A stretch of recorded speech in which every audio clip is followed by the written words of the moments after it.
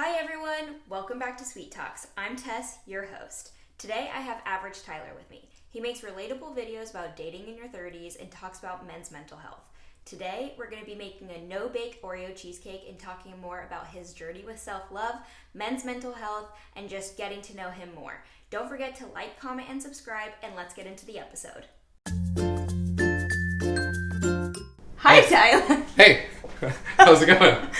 It's really going. How's it going with you? Life is good. It's Friday. Thank you for being here. Of course. Thank you for having me. So, guys, he's super tall, if you can't tell, the cabinets. Forced to lean for this video. He's forced to lean over, so if you guys see him leaning, that's why.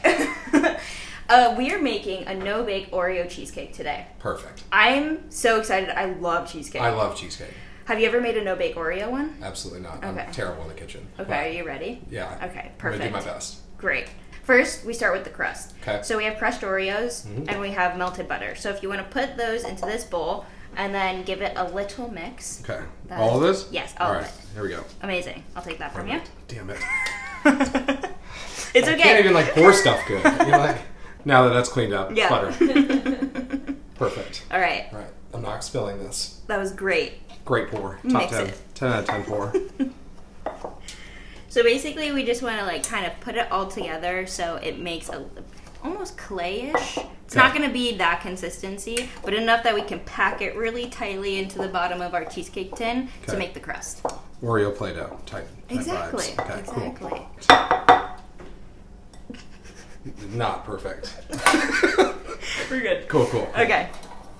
Now, can put it into our tin. This is where things get risky.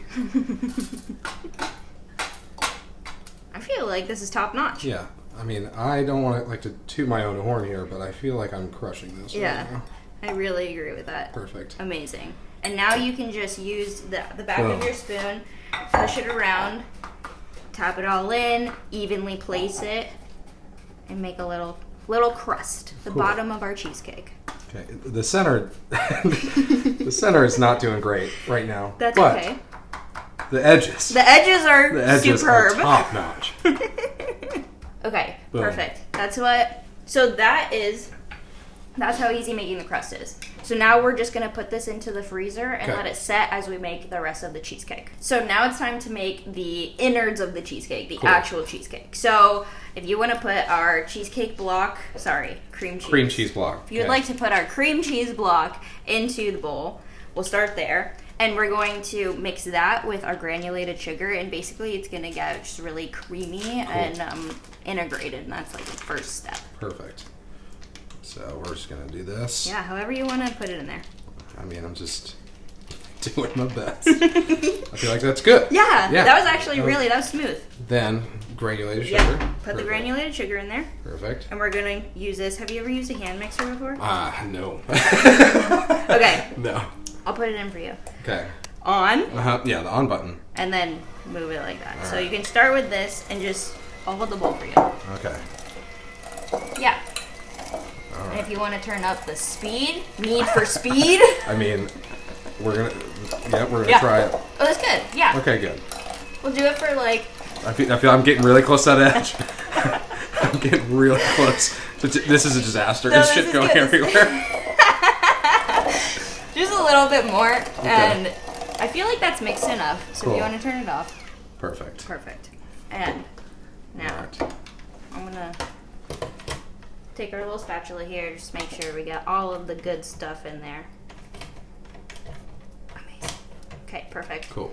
Now, this is our homemade whipped cream. Okay. And we're going to want to pour this into here and just fold it. So when you fold it, it's all in the wrist. It's all in the wrist. Okay. All right, homemade whipped cream going in. Yep. Boom. You're doing great. I'm doing really good at moving objects from one bowl to the next. That's the hardest part of baking.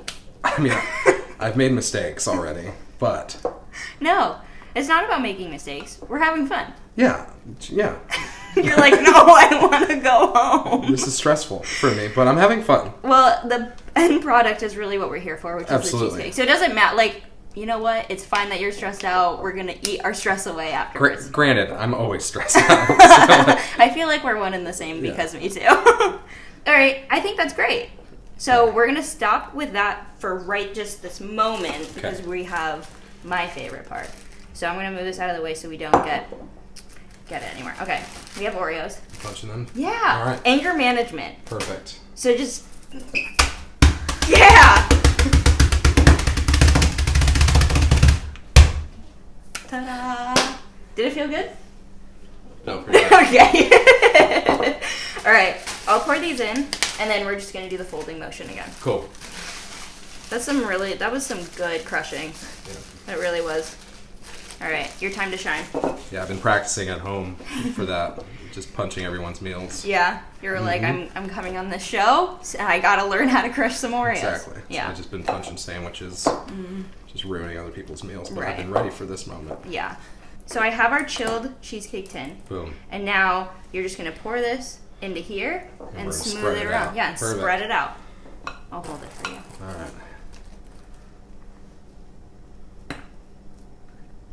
Shit.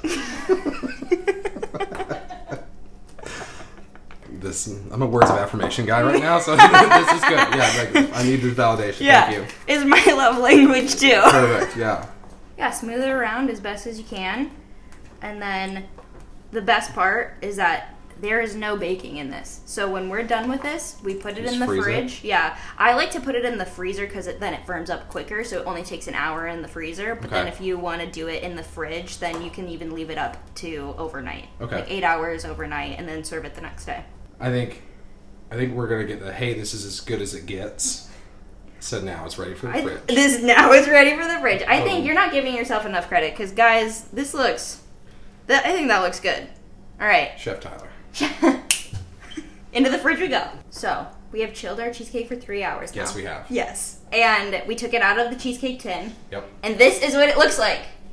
Look at the crust. Look at your crust work. I'm pretty impressed with myself. I'm impressed with you. Yep. You are now a baker. Humble brag.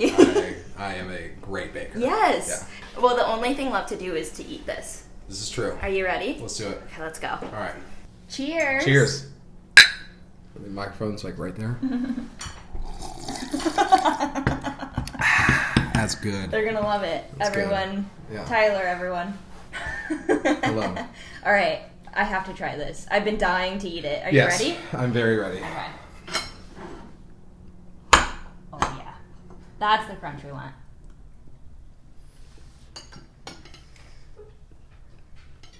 Yeah. Oh, yeah. Mm-hmm. That's incredible. You made that. I did, with my own hands, by myself, with no help.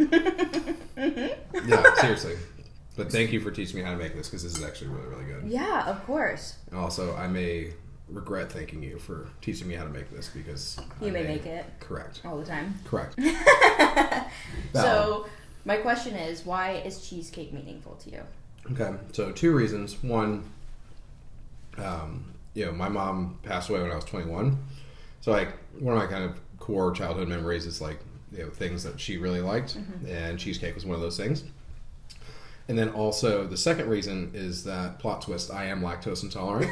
Me too! Yeah, so Me this, too. I'm going straight home after this. But yeah, I cleared the calendar. No worries. Yeah. Good.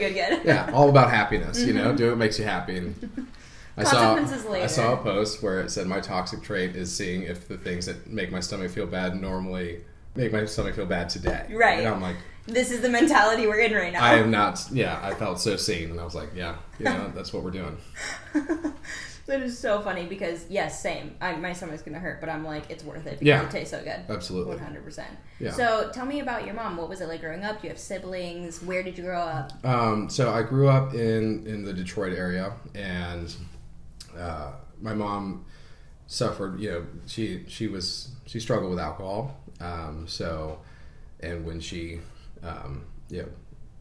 struggled with alcohol, like her alcoholism just kind of turned her into a different person, and it kind of led to a very, unfortunately, a very abusive relationship between the two of us. So, I really cherish those moments that when she was sober and I could be with my mom, and that's why I think this was kind of where I wanted to go as far as meaningful.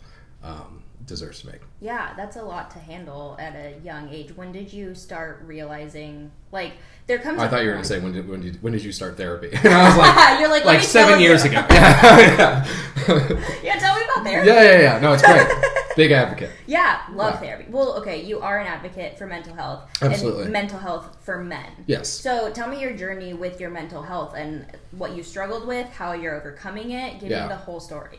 So it was kind of an odd situation being in a household where my dad was gone a lot for work, and I would be at home trapped with my mom when she would be drinking and stuff like that. And it's kind of hard for people to believe like a mother can be abusive to a son, right? Especially with my size and and stuff like that. It's like that those factors really don't come into play, right? Because it's not like I would strike someone anyway, you know what I'm saying? Right. But that for some reason people just kind of pictured that. So a lot of times when I would try to say something, people they wouldn't believe me or just kind of be like brush it off, right? So which really made me hold in a lot of feelings that I had for so many years, and it kind of made me an angry person for a long time, and I had very short fuse and would kind of let the balloon pop a little bit, and it just it wasn't healthy, right? Yeah. There was something's got to change, right?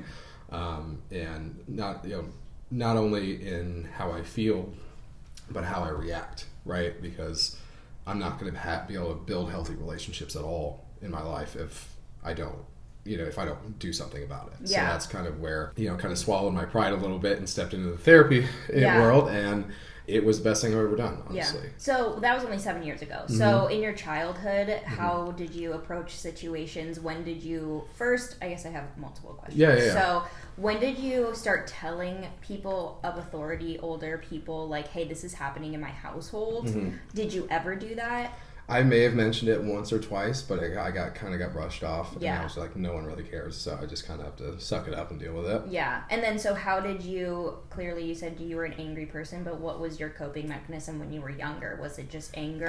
It was anger, and overeating was a big thing. I gained a lot of weight, ended up a little over 300 pounds. And it just was a kind of a vicious cycle of like depression and dealing with that depression. Yeah. And when you're depressed about being overweight and your solution is overeating, it's a disaster. Yeah, it's not a good combo. Right. So, yeah. So, and then when did that start? How old were you? Towards the end of high school. Okay. When was the moment when you were like, I need to change something? This sounds bad. But I vividly remember walking into my bathroom shirtless and being like, Tyler, you have some huge boobs. Like, and that was...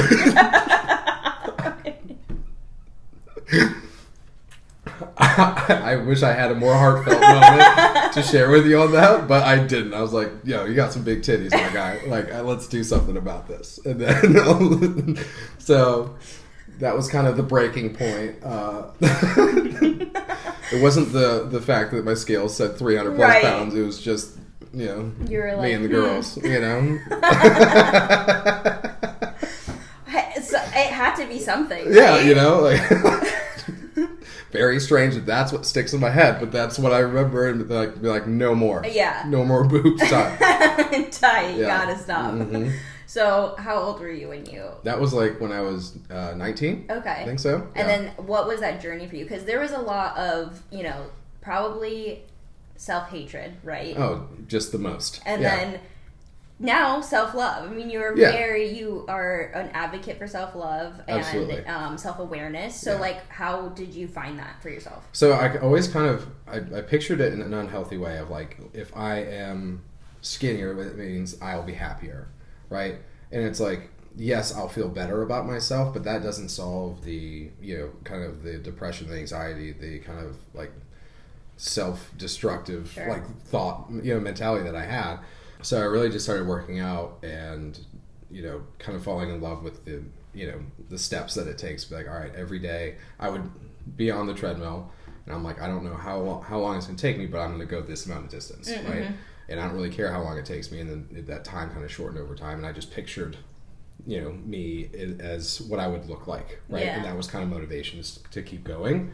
And I started losing weight. I started feeling a little bit better about myself and stuff, but I still was experiencing the depression, the anxiety, all these different things, right? So I kind of simultaneously started working out and going to therapy. Okay. And through that, being able to kind of get emotions out, learn how to process things, all these different, kind of tips and tricks of how to, get through that trauma and kind of bad past experiences. It was like it made working out so much easier because I was working on myself mentally and then working on myself physically. Yeah, which is huge because I think a lot of people, myself included, have that same mentality where it's like, if I lose X amount of weight, I'm going to be so happy. And then you do that and you're like, I'm just as messed up as I was before. And so now I'm sad with abs. Yeah. At least I have abs. Yeah, exactly. It's like, that doesn't make it any better. It doesn't at all. And it's like, the weight has nothing to do with your mentality, with the depression, with the anxiety. Sure, maybe some aspects, but it's not all encompassing. Right. And so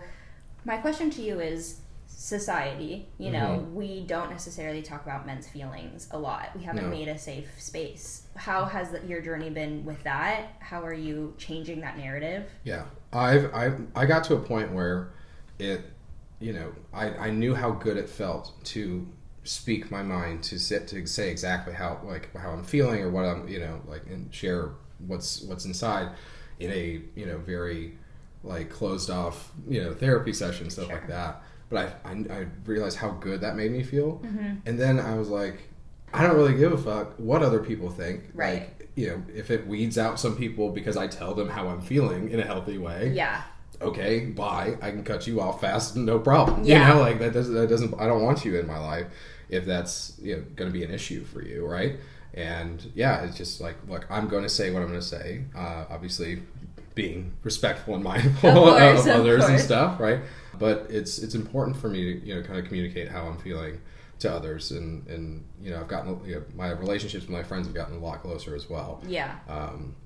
Because I feel like I can share whatever I want with them versus in the past where I felt like I couldn't say a word to anybody. Sure. So it worked out really, really well. Have you felt like you've helped your other male friends become more in tune with their emotions as well? Because it's a bigger issue. I'm happy that you have found your voice. Right. I hope that for everyone. Yeah. When I talk to my friends, we can always sense if something's bothering each other, but we are very open with each other. It may take me asking a question of what's going on or diving a little bit deeper if someone's in a bad mood or whatever. But it's one of those things. It's like always reassuring your friends that, hey, look, whatever it is, I'm here with you. You don't have to do it on your own or anything like that. Yeah. So. I love that. That's so supportive. Yeah. That's really good. Yeah. I feel like we all need friends like that. Yeah. And it's hard to find sometimes. It is. Yeah. It is, but it's worth the journey when you find it. Absolutely. 100%.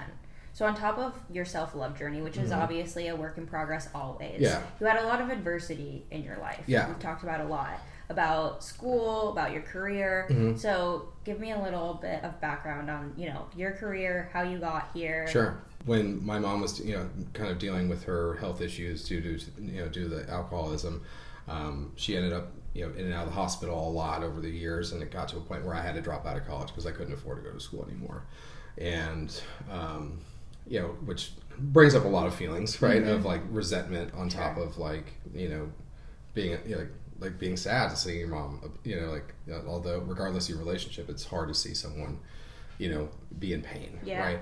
I dropped out of college and just kind of started picking up jobs here and there and worked in retail and, just worked my ass off really. I managed my first store when I was 19. And I had 25 employees or something like that. Wow. And then just kind of worked my way up through retail, and then wanted to take another stab at college after she ended up passing, and bounced back a little bit financially, and then went back to college and wanted to get into startups and stuff like that because I felt like I was falling behind, being out of school for a few years. All my friends are graduated. I haven't really done much in college at all.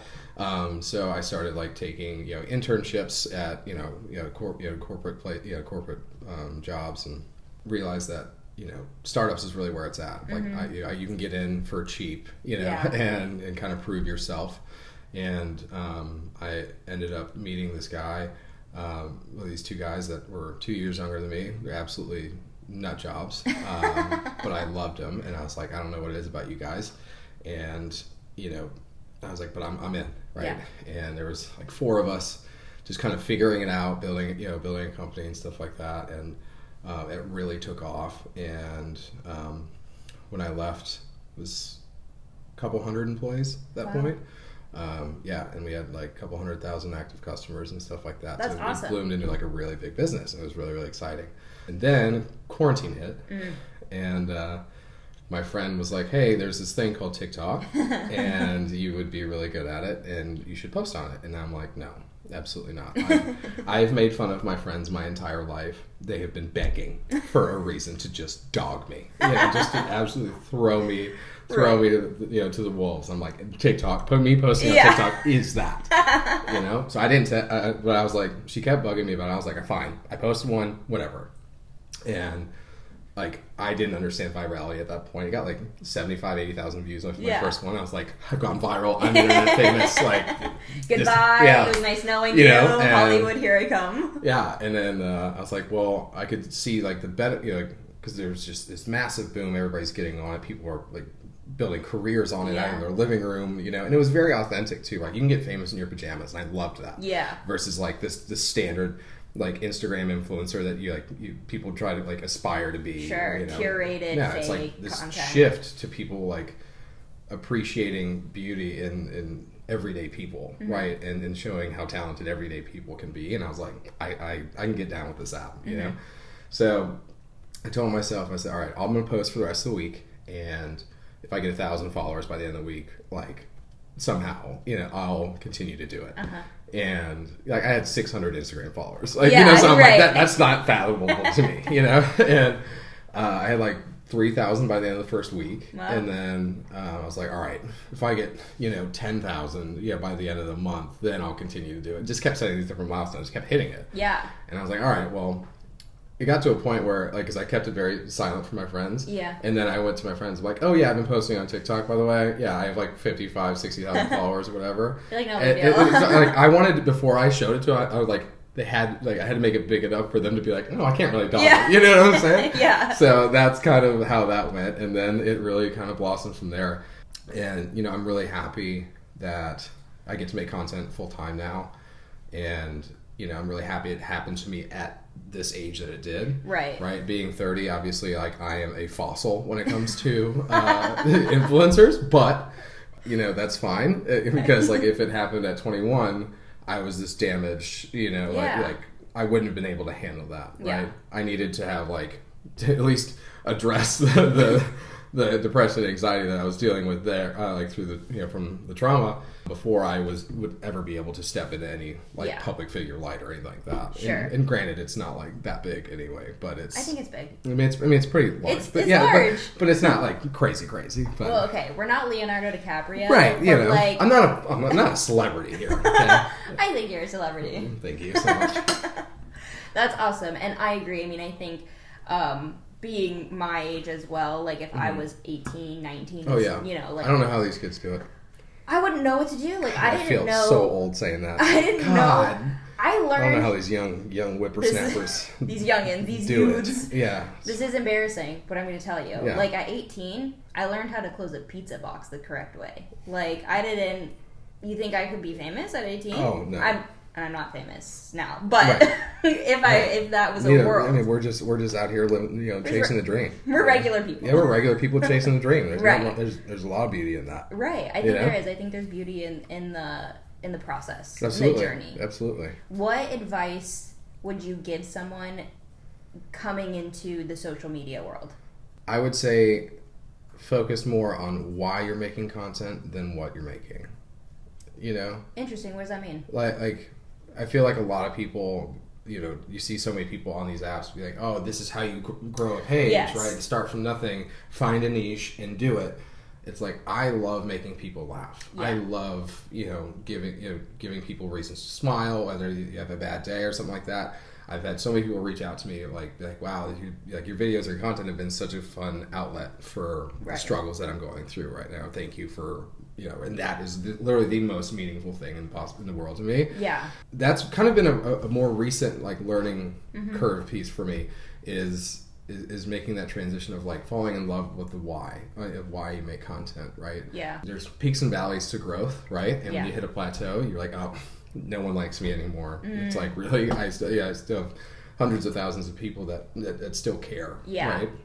And you know, I get to do what I do because of those people, right? So I should be making content for them, you know, and that's you know, that's going to make them smile and stuff like that, versus turning everyone's face into a number and only caring about them. Right. Has that always been your mentality, or was there a shift at some point? Like, did there you was care it about... was at first, and then it kind of changed a little bit. You know, there's when you go viral, it's addictive. Yeah, it's addictive. You're like, oh my god, like, and then you try to mimic that and try to redo it more and more, and then if it doesn't, like, if you like, it's hard to go viral. You know, you know. So if it doesn't hit that, you know, and you see the growth slowing, you're like, what am I doing wrong? Right. You know, and it's very hard that. Like, I thought I dealt with all the like anxiety that I had in the past, right? But then I'm like, oh, this is a whole different version of it. You know, it's like a Delta variant of anxiety. I'm like, yeah, perfect. I didn't know there was different kinds. Yeah, this sucks. Now I have all of them. Yeah, no, I hate everything. Yeah, great. Well, that was going to be my next question. Yeah. So, social media, has it caused you some type of anxiety, depression? How have you dealt with that? 100%. Yeah. So it was. I went back to therapy. You're like, I stopped and then I went back. I thought I was good. You know, I'm like, dang, I'm feeling confident about myself for the first time. And then you get the peanut gallery in your comments. Yes. You know. And granted, most of my comments are pretty good. You know, I'm not necessarily on here being offensive or anything. I usually make fun of myself in a relatable way more than I do, other people, right? So, but there's definitely a lot of people that, will find me so unfunny that they want to share, some pretty nasty things in my DMs. That's wild. And I'm like, oh, that's rude and so unnecessary. Yeah. And it's one of those things where people feel like they can let off steam in comment sections, feeling anonymous, right? It's like we still see them. Yeah. It's like, you're a human. Yeah. It took me it took me probably like 6 months because it really got to me for a while. And I kind of fell into a depression, gained a little bit of weight and stuff like that. And was just really doubting myself pretty hard for a minute there. Doubting, like, what type of self-doubt were you experiencing? Like, you're not funny? Like, yeah, like, either that or, like, I was really hard on myself, again, for, putting on weight, because that's always been, like, a thing. And granted, it's not, like, a substantial amount. It's, like, 15, 20 pounds, whatever, everybody fluctuates. Yeah, we have to remember, which is fine, in life, right. That's what happens. I'm still 100 pounds lighter than I was back in the day. So it's like, it's just been kind of a combination of things, right? So how have you been able to cope? So therapy. Oh, yeah, so therapy, and then honestly, my self-love journey almost kind of came to like a pause, right? It made me like question myself of like, what people would say, how they would say things and stuff like that. I'm like, wow, this, like, why? Yeah, this sucks, because I just had reached my peak confidence in my life, and then all of a sudden, like, I'm second guessing myself again, and a lot of it was just, making that shift back to why I originally started making content. I like to make people laugh. I like to make people smile. Yeah. Like, that brings me joy. Yeah. Right. And once I started doing that and kind of like getting back to basics for creating content, that was huge for me. And, that was kind of, I found my motivation again, and started caring less about what people said in the comments, because I know what I was doing and who I was doing it for, and anybody outside of that, I don't really care. Yeah. What is it like being in, because this is a facet of your career, so this is just part of it, but this is about validation. Yeah. And I ask the people who come on the show a lot this question, because like, everyone's in social media. Yeah. What is it like being in a career that is based on the validation of others? How does it make you feel? Stressful. I'm just stressed all the time. I'm just stressed all the time. Yeah. Like, my life is an anxiety attack. I'm stressed all the time, too. No, totally. But, like, I'm just stressed. I wake up stressed. Yeah. Do you wake up stressed? Oh, yeah. Oh, okay. Absolutely. Yeah. So how do you deal with it? You just do it. You just push through it. You know, try to go for a run and clear my head. Yeah. You know? Is that one of your things that you do? So working out, you obviously like that. Are you a runner? Do you lift weights? Like, what's your go-to? I go through phases. Yeah. You know, sometimes I'm super big on cardio. Sometimes I'm super big on lifting. Sometimes I'm like really hard on both. Yeah. You know, being out in LA now, you know, Right. I've been doing a lot of hikes at Running Canyon. You know, just doing super influencer things. Amazing. You're living the life. Yeah. What is it like? You know, it feels good. It feels good. Yeah. You're like, I made it. No, I'm still, I have panic attacks a lot. Yeah. No, I'm kidding. No, I'm kidding. Yeah, no, it's totally, it's really cool. I'm really fortunate to be able to do what I do for work. You know? Yeah. Do you see yourself doing this forever? Maybe. You know, I kind of feel like I would really like to host, like on television. Like that could be a next step. That'd be cool. Is hosting with someone. Or hosting a show or something. I need a little bit of main character energy, and then you can have the rest. You know what I'm saying? Where it's like, I'm not going to be super controversial, and you're not going to really get me in anything, but I'll throw some gas on the fire and really throw someone under the bus for content. I'm great at. I'm great at making fun of people. You're like, that's where I live and breathe. My top strengths: cheesecake making, making fun of people, talking shit, making fun of myself through. And then complaining. Yeah, and then panic attacks. Yeah. Just grade A panic attacks. Yeah, exactly. I'm so good at it. I mean, honestly, same. So, hosting. Yeah. Is that what you see next for yourself, or what do you see in the next 5 years for yourself? That's been the hardest part about being a content creator full time, is because back when I worked, you know, in startups and like in corporate America, I always saw that if this, then that, right? Of like, if I work this hard, I'll get rewarded here. Yeah. You can work your ass off in this industry and get nothing. Yeah. You know, so it's hard for me to forecast. And I think that brought up a lot of anxiety too. I've just learned to be a lot more go with the flow type deal. So, I definitely run, different avenues of income, like while I'm doing this. Sure. That way I have something to, fall back on it. Yeah. Because it can end tomorrow. It could go away. Yeah, if social media, that's what I fear. I think for a lot of people just in general, it's like if you don't have something other than social media and you've built everything, business, just your brand, whatever it is, on social media, and it were just to poof go away, right, you would have nothing. Right. And it's terrifying. Yeah, and also relevance is this long. Yes. 15 seconds. Right. Of fame. Exactly. And it's really hard to maintain it. Yeah, especially with like the trends and how fast they go now. I mean, like, I see a sound, for example, on TikTok. Yeah. I'm not anything on TikTok, but I'm like, oh, this is a cool sound. It's trending. It could be so over in 48 hours. And I'm like, well, I didn't hop on that one. And it's like, okay, bye. Yeah, exactly. That's stressful. Oh, yeah, totally. And uncertainty.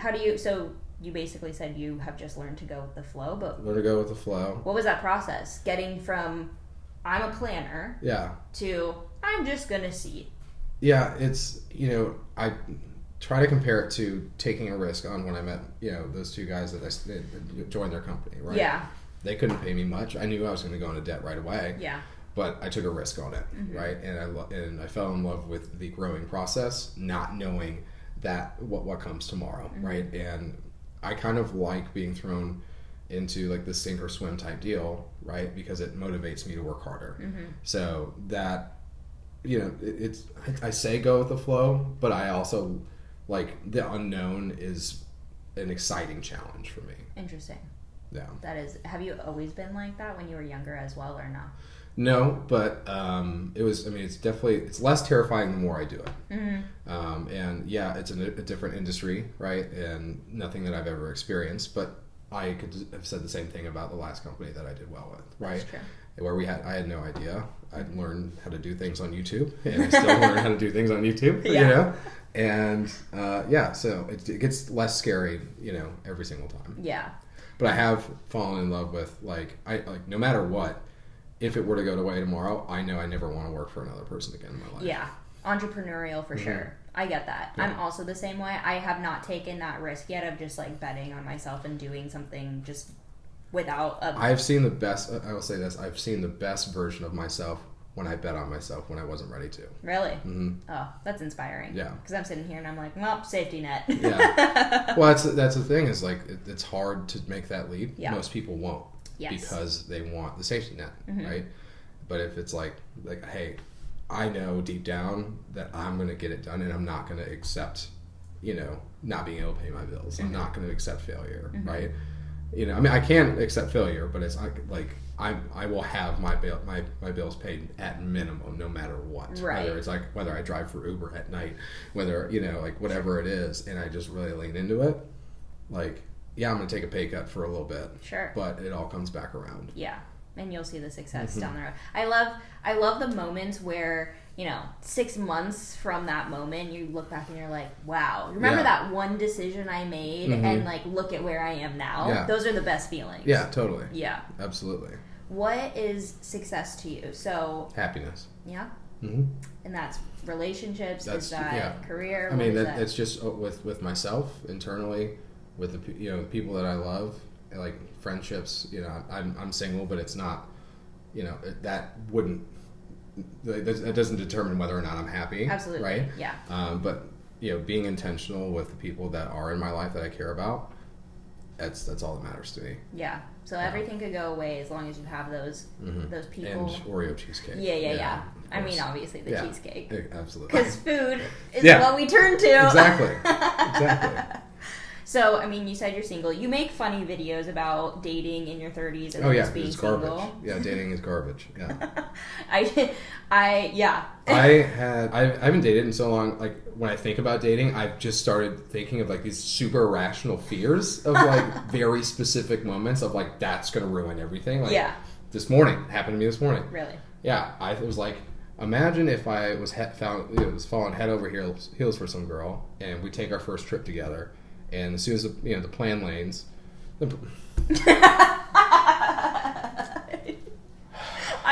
I nodded. Dude, words, Tyler. God. Yes. So picture this: we're on our first vacation, and plane lands, right? And she gets up and starts walking forward before the people in front of us get out. Imagine that. Instant ick. Do I cancel the vacation?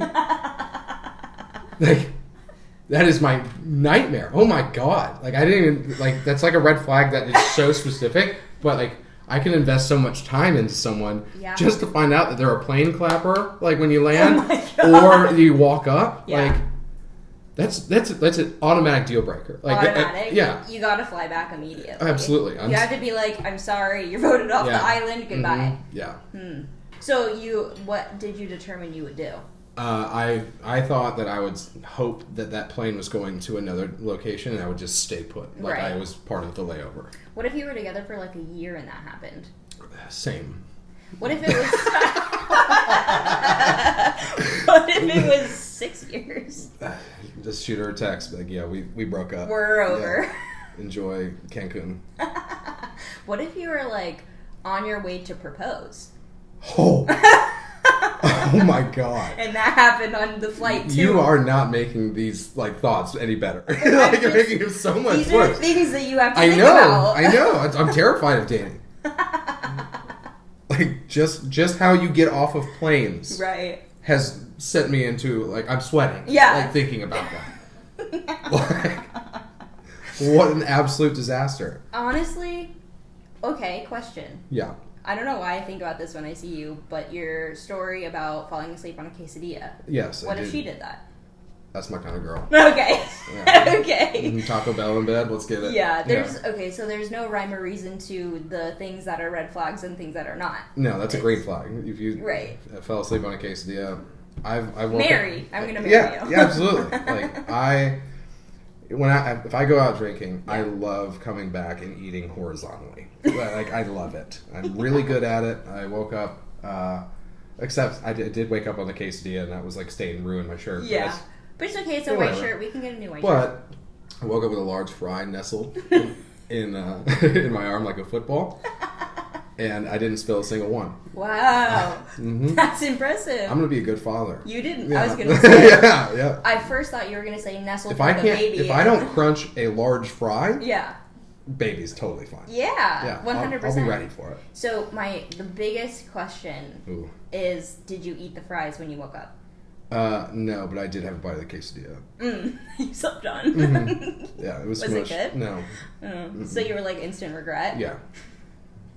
I mean, fair. I probably wouldn't eat. Yeah, the I was like, on. well, here's my thought process. I'm like, my body heat has kept this thing warm. Oh yeah, it's been a microwave all night. But no, that was where my hangover brain went. But yeah. Go-to hangover food. Ooh, so this isn't healthy, like a healthy thought process, but.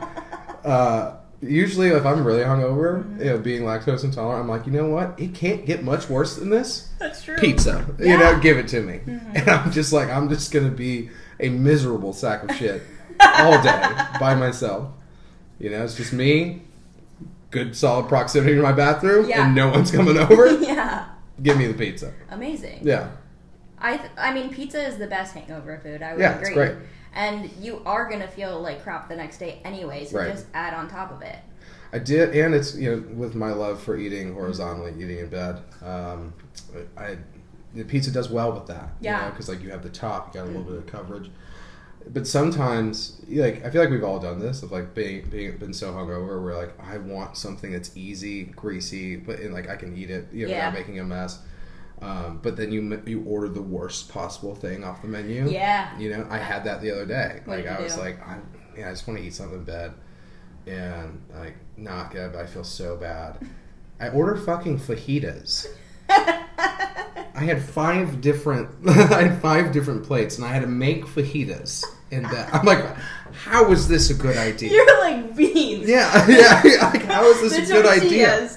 Yeah, it was a disaster. Yeah. Yeah. Did you spill? Yeah, I absolutely did. And I knew I was going to spill, and I chipped some salsa. It was a mess. It was a very shameful moment. It was a crime scene. Yeah. It was not good. Interesting. I mean, I do question those. I wish I was there to be like, how does your brain work? I ask myself that every day. I used to do Panda Express. Yeah. That was my go-to. That's a good one. But then my drunk self was really just trying to do me good and was like, only get Subway. Yeah. And who does that? Why on earth? Because I was like, it's healthy compared to Panda. Yeah, but all of the other sub chains are better. Okay, well, it was in college and there was only Subway near me. Let me context. That's valid. Yeah, because Subway is not the move. Otherwise, no, I agree completely. If you were like, hey, I really could go for a chicken bacon ranch right now, I'm probably leaving. Never had that, so insanity. Honestly, it was a turkey sandwich, and I never felt good. It was it didn't fix my hangover, and I just was like, well, I just had an extra sandwich for no reason. Yeah, I've tried to do healthy eating for hangover, and I just feel worse.